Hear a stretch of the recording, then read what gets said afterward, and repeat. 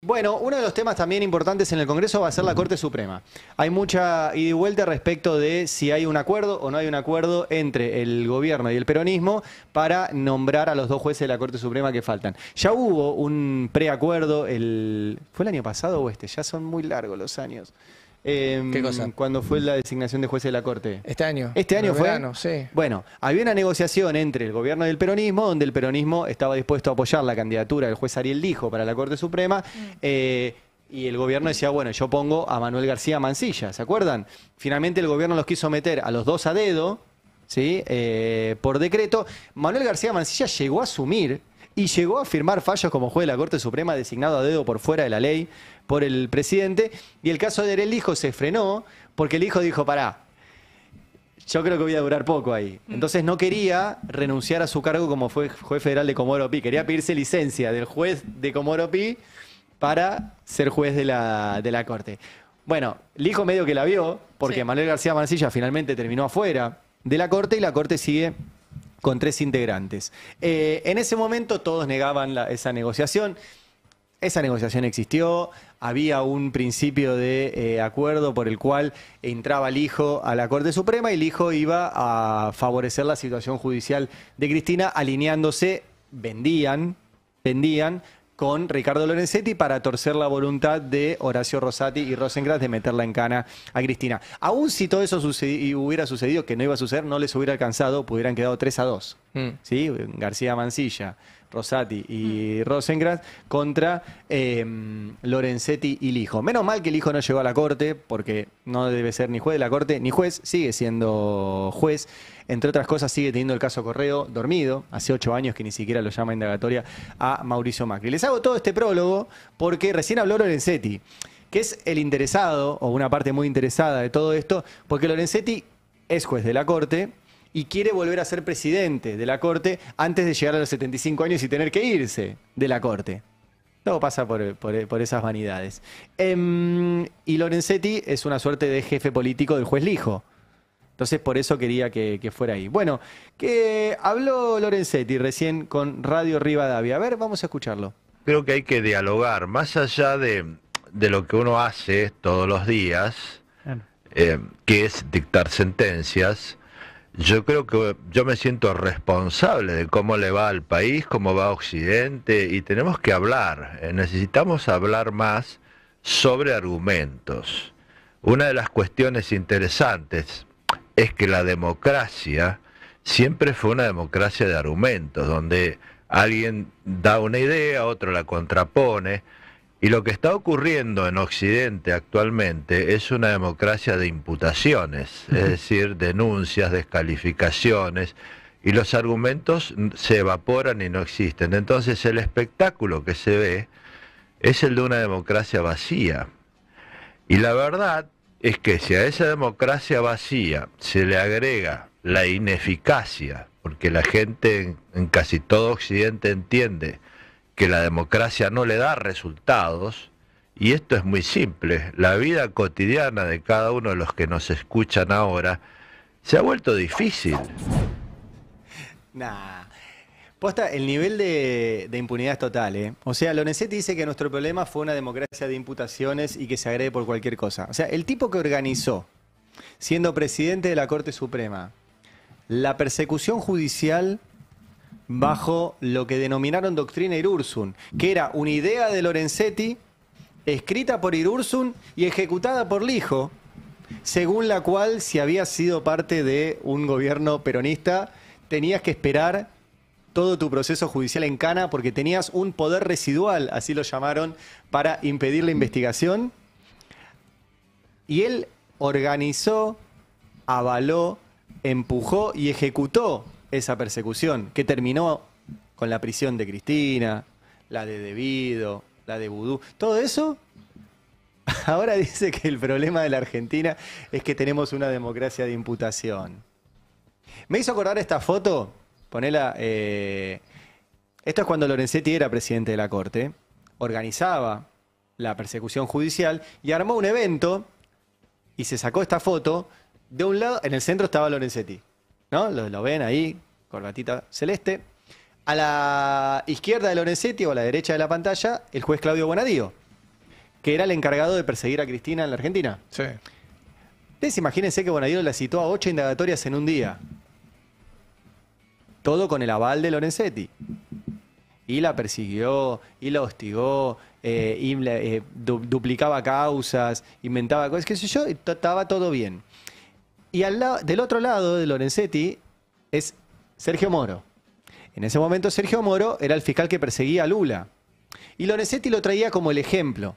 Decía, tenemos que hacer en la Argentina lo que se hizo en Brasil.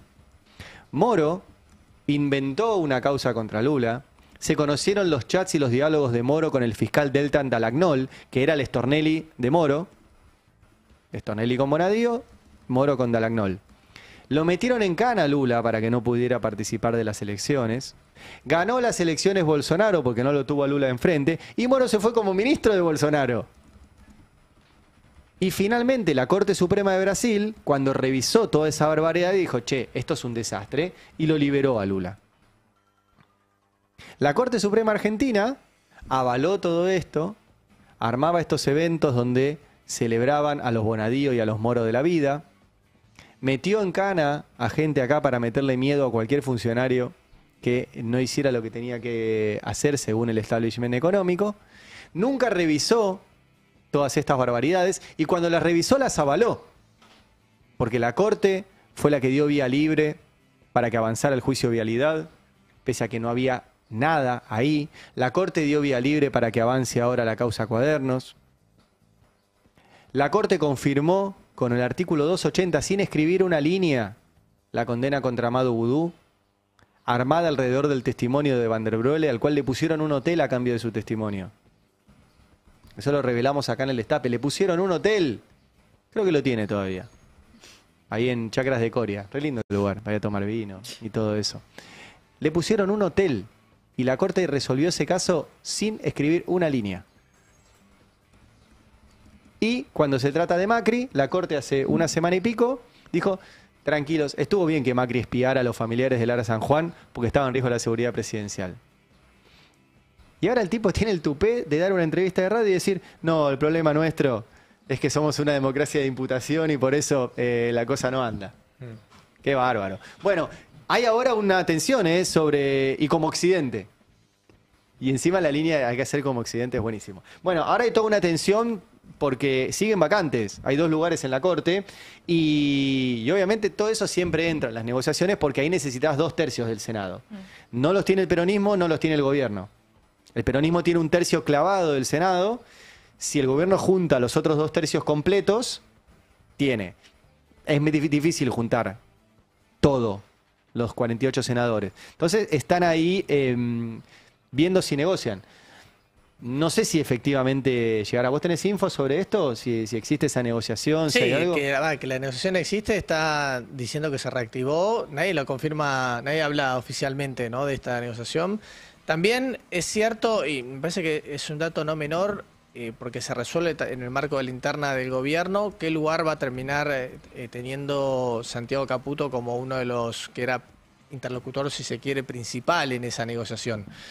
No está claro todavía que vaya a lograr que el Ministerio de Justicia quede en manos de Sebastián Amerio, que era es el viceministro de Justicia, perdón, y es el hombre que quisieran desde ese sector del gobierno poner al frente del ministerio. No está claro todavía si el sector de Karina Milei, que viene creciendo bastante en influencia desde el 26 de octubre, va a ceder ese ministerio o si va a colocar a alguien propio o a alguien. Por ahora, por lo pronto, Cuño Librona no se corrió, o sea, sigue estando ahí.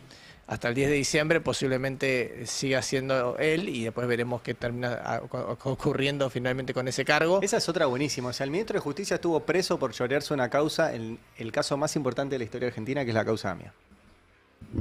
El tipo estuvo en cana porque se choreó un video, que era prueba en la causa. Y es ministro de Justicia. ¿Qué me vienen a decir? No, el problema es la democracia de imputación.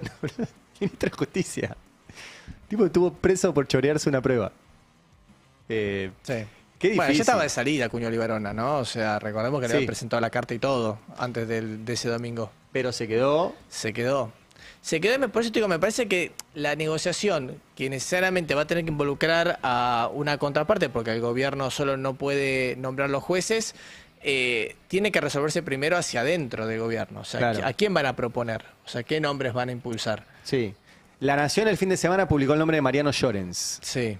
que es el presidente de la Cámara Federal de Comodoro Pi, designado por Macri, uno de los tipos que se juntaba con Macri en la Quinta de Olivos y acérrimo anti-kirchnerista. A mí me dijo personalmente, la quiero ver presa a Cristina. Y estaba muy preocupado porque él no podía intervenir en el caso Cuadernos, porque uno de los involucrados es su primo, Rafael Llorens, que era el director de jurídicos de Julio Devido. Entonces, él estaba triste porque no podía intervenir en esa. Y después él quería juntar todas las causas que había dando vueltas contra Cristina en una mega causa donde sí pudiera intervenir y meterla en cana. Ese es Mariano Llorens. Era Sí. el arquero. Ahora me acordé también. También jugaba al fútbol en la Quinta de Macri. Él era el arquero del equipo Liverpool. Ahí, donde jugaban el juez y el fiscal que acusaron y lograron la condena contra Cristina. Todo así, ¿eh? Entonces es un... es como muy, muy obsceno todo. Por eso no sé qué van a negociar. Circulaba el nombre de Anabel Fernández Agasti como propuesta del peronismo. ¿Sí? Sí, Yo ayer bueno. consulté, no tuve respuesta sobre eso. Si quieren contestar sería bueno, porque cuando decimos algo que no les gusta, llaman. Ahora, cuando les preguntamos algo, sería bueno que contesten. Porque entonces, si no, después se ofenden nada más. Y las relaciones son ida y vuelta. Pero ayer no me contestaron si efectivamente hay una propuesta del peronismo de Fernández Sagasti, que sería sería Cristina, digamos. Sería darle un lugar en la corte a Cristina. Yo no creo que eso suceda nunca jamás. Es difícil O sea, de pensarlo, o sea, pero... O sea, no... La vez anterior, en el caso de Sacnún, cuando estaban impulsándola, también estamos hablando de una senadora de buen vínculo. Me parece Sí, que sí. en el caso de Fernández Agasti se suma además también de que ella tiene otro perfil, digamos, Sí, ¿no? sí, O sea, sí. mucho más alto. Pero a Cristina el establishment no le permitió poner jueces en la corte cuando era presidenta. Cuando tenía todo, no todo el poder, pero digo, cuando era mucho más poderosa que ahora. No pudo meter uno, ¿se acuerdan? Quiso poner Sí, a sí, Roberto sí. Carles, se lo frenaron, después mandó 2 pliegos más, Sarrabairuce y Cecín, no se los votaron y terminó su gobierno sin esos 2 lugares designados. ¿Alguien me puede explicar por qué hoy, estando presa y con menos senadores, alguien le va a dar un lugar en la corte a Cristina? Yo creo que no va a pasar. O sea, el que esté pensando en esa negociación me parece un iluso. O sea, me animo a decir, no va a pasar nunca jamás. Si me equivoco, o sea, si Milei le da un lugar en la corte a Cristina, sería algo muy... O sea, porque la lectura es esa. ¿Milei le daría un lugar en la corte a Cristina? Y es difícil, después de haber hecho toda una campaña básicamente contra el kirchnerismo, ¿no? Sería un poco Claro. ilógico. Claro. Yo creo que no. Creo que no va a pasar eso. Milei va a intentar meter 2 jueces de la corte propios, que es lo que hace cualquier gobierno. Si lo logra, sería problemático. Y lo quiso hacer cuando tenía mucha menos preponderancia legislativa y seguramente lo va a querer hacer ahora después de Claro. haber... Y sí.